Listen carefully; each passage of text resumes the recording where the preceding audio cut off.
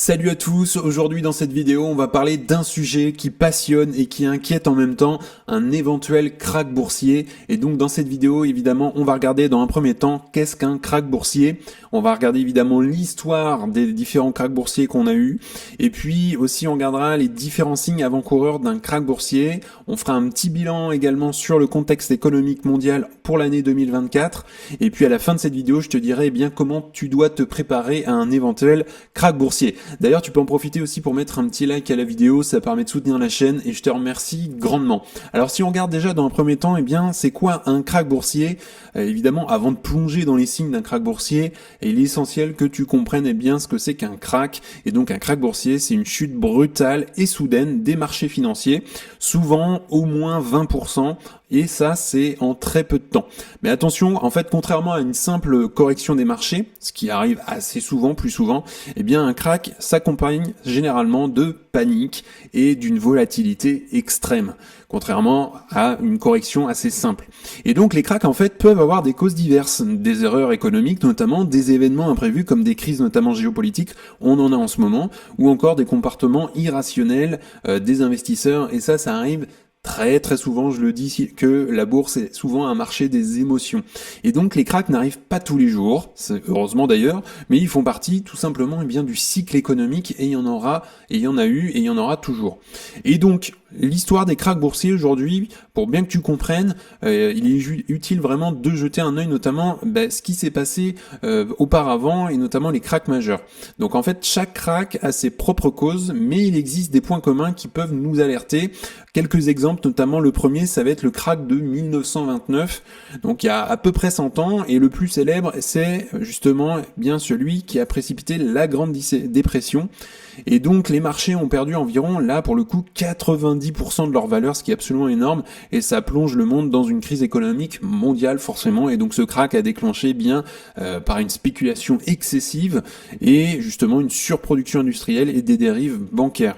Deuxième krach qu'on a connu un peu plus récent, c'est le krach de 1987, et notamment le lundi noir. Et donc, c'est une autre référence, puisqu'en une seule journée, en fait, le Dow Jones a chuté de 22%, donc ça a été un choc massif, bien que le marché ait rapidement rebondi, pour le coup, contrairement à 1929. Donc en fait, ce krach a été alimenté notamment par des déclencheurs technologiques et aussi des facteurs psychologiques, notamment des réactions forcément encore excessives des investisseurs. Autre krach beaucoup plus récent, et je pense qu'on connaît tous, c'est la crise des subprimes en 2008, et justement ce qui a conduit aussi à une récession mondiale, et donc les banques en fait avaient accordé à ce moment-là des prêts risqués, notamment à des emprunteurs insolvables, donc forcément ça marche pas, ce qui a conduit à une explosion de la bulle immobilière. Et donc lorsque ces prêts ont commencé à faire défaut tout simplement, le système financier mondial s'est effondré et ça a entraîné une perte de confiance générale et une chute violente des marché. Et ça, c'est le dernier grand krach boursier qu'on a eu notamment en 2008. Alors maintenant, quelles leçons on en a retenu? Les krachs se déclenchent souvent à la suite d'un comportement de troupeau, clairement, où les investisseurs se laissent emporter par la spéculation et la panne de confiance. Un investisseur entraîne un autre investisseur qui entraîne un autre investisseur, et là on a la panique et on est sur de l'émotion, et c'est ce qui entraîne aussi souvent aussi des gros krachs. Alors maintenant, quels sont les signes d'un krach boursier, d'un éventuel krach boursier pour 2025? On va regarder ça ensemble. Notamment, à surveiller, ça va être la surévaluation des marchés. En fait, les marchés boursiers peuvent devenir surévalués, c'est-à-dire qu'en fait, les prix des actions ne correspondent plus du tout à la réalité économique. Donc il y a un des indicateurs les plus fiables, c'est le ratio cours-bénéfice qui est à surveiller. On va regarder ça justement juste après. Et donc ce ratio, il mesure combien les investisseurs sont prêts à payer pour chaque dollar de bénéfice d'une entreprise.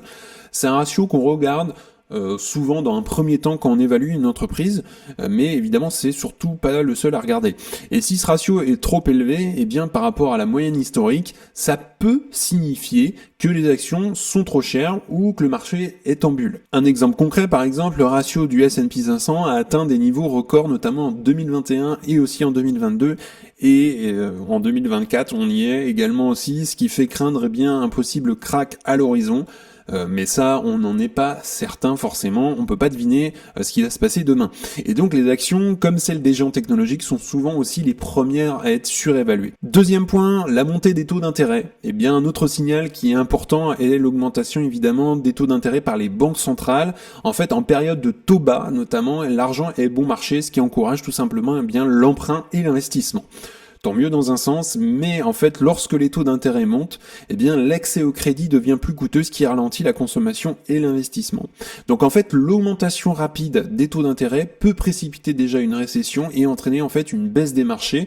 Donc il est essentiel, de suivre de près les décisions des banques centrales et l'évolution de l'inflation, des indicateurs qu'on suit notamment nous sur la chaîne. Et donc, par exemple, suivre ce que va dire la BCE pour l'Europe, la Fed pour les États-Unis notamment, et comment évolue évidemment l'inflation en Europe, aux États-Unis. C'est hyper important de suivre ça assez régulièrement. Troisième point, c'est l'endettement excessif. En fait, lorsqu'un pays ou une entreprise accumule trop de dettes, eh bien ça devient une bombe à retardement. En fait, tout simplement, si l'économie se ralentit et que l'accès au crédit devient plus difficile, il devient de plus en plus difficile pour les emprunteurs tout simplement de rembourser leurs dettes. Donc ça peut entraîner un effet domino ou une crise de solvabilité qui génère une crise de liquidité et donc en définitive un crack. Un exemple, en fait, aux États-Unis, l'endettement des entreprises a fortement augmenté ces dernières années, avec des emprunts notamment à des taux très bas, depuis à peu près 2010, on a eu des taux très très bas, et même si c'est bien remonté quand même depuis 2 ans, mais une hausse soudaine des taux pourrait évidemment mettre en péril ces entreprises et entraîner des difficultés économiques majeures, et on le voit surtout depuis 2 ans, l'effet de la hausse des taux d'intérêt, notamment aux États-Unis. Quatrième point, c'est les crises géopolitiques. Donc en fait, les conflits géopolitiques notamment et les événements mondiaux peuvent aussi également être des facteurs déclencheurs d'un crack. Des événements comme des guerres, des tensions diplomatiques ou encore des catastrophes naturelles peuvent perturber évidemment les marchés et générer de l'incertitude et provoquer une fuite vers la sécurité. Et donc les tensions croissantes entre les grandes puissances économiques, notamment comme les États-Unis ou encore la Chine, peuvent notamment aggraver la situation économique mondiale. Petit instant publicité, si tu souhaites avoir accès à You Can Invest App, c'est le premier lien d'ailleurs dans la description. Et donc dans ton espacement, tu auras accès notamment à ma watchlist avec mes objectifs de prix. Tu auras accès dans ton espacement également aux best stocks, donc c'est-à-dire les meilleures actions à détenir dans ton portefeuille. Tu pourras également faire un discothèque cash flow, donc c'est-à-dire estimer le juste prix à payer pour une action. Tu auras également accès à une communauté bien privée d'investisseurs. Et puis le plus, c'est les appels vidéo illimités pour analyser ensemble une action, parler de ton portefeuille, parler de bourse de manière générale. Et donc le premier lien, il est dans la description si tu souhaites aller plus loin avec moi. Si on fait un point maintenant sur le contexte économique mondial en 2024, avant de parler de signes d'un crack, évidemment, il est essentiel de comprendre le contexte économique actuel.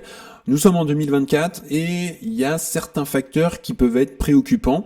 Notamment dernièrement, on a eu la hausse des taux d'intérêt de manière mondiale, globalement. Et pour lutter contre l'inflation, tout simplement, les banques centrales, notamment comme la Réserve fédérale américaine ou encore la BCE en Europe, ont procédé à plusieurs hausses de leurs taux directeurs. Et donc ces hausses, rendent les crédits plus chers et ça peut ralentir la consommation et l'investissement. Et donc un taux d'intérêt élevé peut aussi affecter des entreprises endettées et donc ralentir la croissance. Autre point, et on le voit ici sur ce graphique, sur la politique monétaire, on le voit très clairement qu'on a eu une belle hausse des taux d'intérêt directeurs des différentes banques centrales. Alors en bleu, on a les États-Unis, en vert, on a le Royaume-Uni, en jaune, c'est la zone euro, et en rouge, on a le Japon, qui lui, pour le coup, n'a pas suivi la tendance à peu près mondiale. Et on voit très clairement, donc si on se base sur la courbe bleue, les États-Unis, on a eu une hausse des taux d'intérêt pendant 2016-2020. Ensuite, avec notamment la Covid-19, on a eu des taux pratiquement à zéro. Et puis là, on a l'inflation qui est revenue 2022 et donc on a eu une forte hausse des taux d'intérêt aux États-Unis et on voit très clairement que l'Europe a suivi juste derrière et puis le Royaume-Uni également. Mais on voit très clairement que le Japon, pour le coup, n'a pas suivi cette politique monétaire et donc on a un Japon à contre-courant. Autre point, ça va être l'inflation persistante. On a eu en 2024 un problème d'inflation majeur qui existe notamment depuis un certain temps et notamment dans les pays développés. Donc bien que l'inflation aujourd'hui ait diminué depuis les pics qu'on a eu notamment en 2022, on en a parlé, elle reste quand même supérieure à des niveaux historiques et on commence à revenir aujourd'hui tranquillement mais à des niveaux autour de 2%. Et donc, autre point à vérifier, ça va être aussi l'endettement mondial qui est élevé, et on le remarque, et je vais vous montrer un graphique juste après, que l'endettement des gouvernements, notamment, et des entreprises, a explosé au cours des dernières années. Et en fait, si les taux d'intérêt continuent d'augmenter, ça pourrait rendre bien le remboursement de ces dettes plus difficile, ce qui crée des tensions financières. Et on le voit très clairement sur ce graphique-là. Par exemple, celui-ci, on voit en jaune, c'est la part de la dette publique. Et bien, tout simplement, on voit que ça représente de plus en plus d'importance en pourcentage du PIB. Et juste en dessous, on a la dette des ménages. Ça reste, on va dire, correct au fil des années, même si on a des ménages qui sont de plus en plus endettés. Et donc, juste en dessous, on a les dettes des sociétés non financières, ce qui reste à peu près stable, on va dire. Mais on voit très clairement, là, c'est là qu'on a la différence, que les dettes publiques sont de plus en plus importantes. Et donc, aujourd'hui, à droite, on a, sur ce graphique-là, alors c'était en 2022, mais on voit que l'inflation a effectivement touché, tous les pays du monde, et donc, plus particulièrement certains pays dans le monde, notamment avec l'Argentine. On a eu également des inflations records, notamment avec la Turquie, et on a eu des pays, notamment la Russie, qui a eu une inflation assez importante, entre 20 et 50%, et puis on a des inflations plus modérées, je dirais, autour des 5 à 10%, par exemple en Europe, encore aux États-Unis, au Canada. Voilà, donc ça, s'il faut surveiller ça, on a eu une année quand même 2024 assez compliquée, entre guillemets, en termes d'inflation, et on a toujours de plus en plus de dettes au niveau des gouvernements. Donc quelques indicateurs clés qu'on peut regarder là ensemble, c'est les taux d'intérêt, l'inflation et aussi le ratio court-bénéfice du S&P 500. Alors si on commence déjà par le ratio sur l'inflation, tout simplement, on voit très clairement que la politique monétaire aux États-Unis, là on est sur les États-Unis, a fait son effet puisqu'on est revenu quand même à des niveaux beaucoup plus acceptable pour la Fed, même si l'inflation est repartie un tout petit peu quand même depuis le point bas qu'on a eu en septembre 2024 à 2,4%, mais l'objectif quand même est de revenir, et on le voit sur le forecast, de revenir à 2% pour le premier trimestre 2025. On espère y arriver, et en tout cas j'espère que la Fed va pas baisser trop vite non plus ses taux d'intérêt. Il faut évidemment suivre la politique économique aux États-Unis. Si on regarde maintenant la baisse des taux d'intérêt aux États-Unis, donc pour rappel, on était à un plafond autour des 5,5 cet été. On a une première baisse enfin de 50 points. Le 18 septembre, donc on est tombé à 5% aux États-Unis, et on a eu une autre baisse le 7 novembre à 4,75, et on a une autre baisse effectivement donc le 18 décembre, on retombe à 4,5, et logiquement on aurait encore des baisses de 25 points à chaque fois. Mais évidemment, il convient de suivre les annonces de la Fed et des différentes réunions qui vont avoir lieu dans les mois à venir. Maintenant, si on regarde un autre indicateur, c'est le PI ratio donc du S&P 500, donc c'est un indice qui représente les 500 plus grandes entreprises du marché américain. Et on voit très clairement quand même qu'aujourd'hui, on est autour des 30,87 et que la moyenne est autour des 20. Donc ce qui suggère quand même qu'on est sur un marché aujourd'hui qui est assez élevé par rapport à son historique. Et on l'a vu très clairement, on était quand même sur un marché qui était quand même moins cher. Alors si on se met sur une période 5 ans d'ailleurs, on le voit, 2022, on était retourné à quelque chose de plus normal. 2022, on était autour des 20. 2020, on était un petit peu au-dessus. On était autour des entre 20 et 25 la fourchette, mais ça restait acceptable. Aujourd'hui, on voit très clairement qu'on est passé au-dessus et on est autour des 30. Donc on est quand même aujourd'hui sur un marché qui est cher.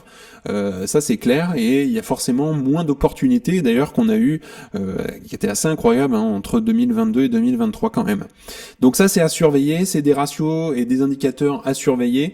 Quels sont les secteurs les plus exposés à un éventuel crack? Le premier c'est le secteur technologique, et donc les entreprises notamment technologiques ont connu une croissance assez exponentielle ces dernières années et pourraient être particulièrement vulnérables. On a des géants notamment comme Tesla, on a Meta et d'autres startups notamment de la Silicon Valley qui ont vu leur valorisation atteindre des niveaux très élevés aujourd'hui, bien au-delà de leur rentabilité instabilité réelle.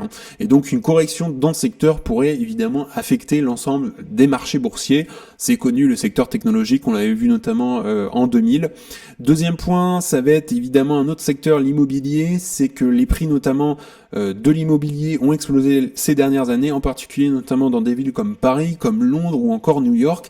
Et en fait, si les taux d'intérêt continuent d'augmenter, ça pourrait refroidir tout simplement le marché immobilier et entraîner une correction importante. Donc en fait, si le prix des maisons commence à baisser, l'impact sur les marchés financiers pourrait être majeur.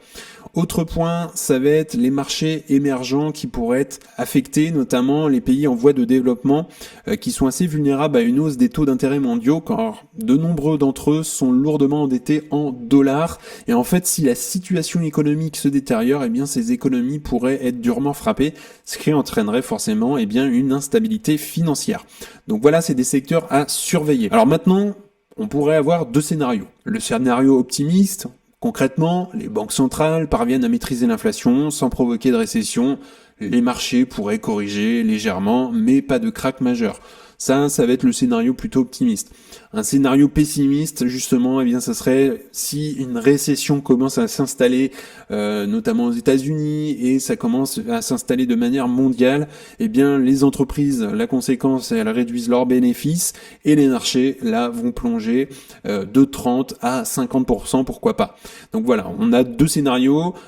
C'est sûr, on aura à un moment donné un autre crack, mais ça, on ne sait pas quand. On aura également d'autres corrections qui seront plus légères, ça c'est clair. Et puis on aura aussi de beaux moments comme 2024 où on a eu vraiment une superbe année.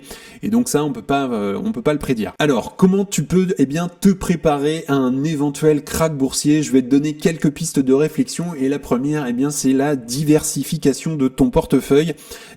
C'est important de répartir tes investissements dans plusieurs classes d'actifs. Ça peut être donc les actions, ça peut être les obligations, ça peut être l'immobilier papier comme l'immobilier physique, ça peut être l'or, les matières premières, les crypto-monnaies, etc. En fait, ça permet tout simplement déjà de réduire le risque à un secteur. Tout simplement, si par exemple tu étais principalement investi dans des actions technologiques, un crack dans le secteur technologique peut gravement affecter ton portefeuille, et donc en diversifiant, ça va tout simplement réduire ce risque. Un exemple, en fait, l'ajout tout simplement d'actifs non corrélés comme l'or ou encore les obligations peut constituer une couverture efficace contre une chute des actions. Deuxième piste de réflexion, c'est créer un fonds d'urgence. En fait, il est essentiel de disposer d'un fonds d'urgence, j'en avais déjà parlé, équivalent en gros à 3 à 6 mois de tes dépenses mensuelles pour faire face tout simplement à une situation imprévue, qu'il s'agisse notamment d'un crack ou d'une perte d'emploi. Et donc, ces fonds doivent être placés dans un compte épargne liquide ou un produit d'investissement à faible risque. Troisième piste de réflexion, ça va être le rééquilibrage et la gestion active. Concrètement, un autre conseil qui pourrait être, c'est de rééquilibrer ton portefeuille en fonction des conditions économiques. On peut le faire, moi je suis pas très fan de ça pour le coup. Si tu constates que tu es trop exposé à un secteur qui est d'ailleurs peut-être surévalué, il est préférable peut-être de vendre certains actifs et de les réinvestir dans des secteurs beaucoup plus stables en fonction tout simplement des conditions économiques mondiales. Donc voilà, il faut être prêt à agir assez rapidement lorsqu'il y a des signes éventuels d'un crack. Et donc ça, il faut surveiller ça. Quatrième point, donc c'est l'utilisation des couvertures. Donc c'est-à-dire si tu souhaites vraiment minimiser les risques, tu peux utiliser des stratégies de couverture comme l'achat d'options put. Et donc ces instruments financiers, ça permet de protéger ton portefeuille contre des baisses importantes de la bourse tout simplement. Alors dernier point, c'est toute ma philosophie qui repose là-dessus, penser à long terme. Il faut vraiment pas oublier qu'un crack c'est vraiment pas la fin du monde, et si tu investis avec une vision à long terme, tu auras de meilleures chances de sortir indemne de cette tempête qui va durer un certain temps, peut-être 2 mois, peut-être 2 ans, on sait pas, mais les marchés rebondissent généralement après un crack, donc il n'y a pas lieu de paniquer évidemment. Alors si on regarde rien que le S&P 500, on voit là sur 5 jours que oui, ça baisse, ça monte, ça baisse, ça monte. On se met sur un mois, ça monte. On se met sur 6 mois, eh bien ça monte encore. On se met depuis le début de l'année, eh bien on a encore une super belle courbe qui monte. Alors évidemment on n'a pas ça tout le temps, il faut pas non plus rêver. Mais si on se met maintenant sur un an, on a encore une belle courbe qui monte. Si on se met sur 5 ans, eh bien oui, là on voit effectivement que ça a monté, ça a baissé et ça a remonté. Mais globalement, sur 5 ans, on est à la hausse. Depuis notamment eh bien 2020, on a fait un plus 87%. Alors oui, on a une chute ici en 2020, on a eu un petit crack mais qui a été vraiment très rapide.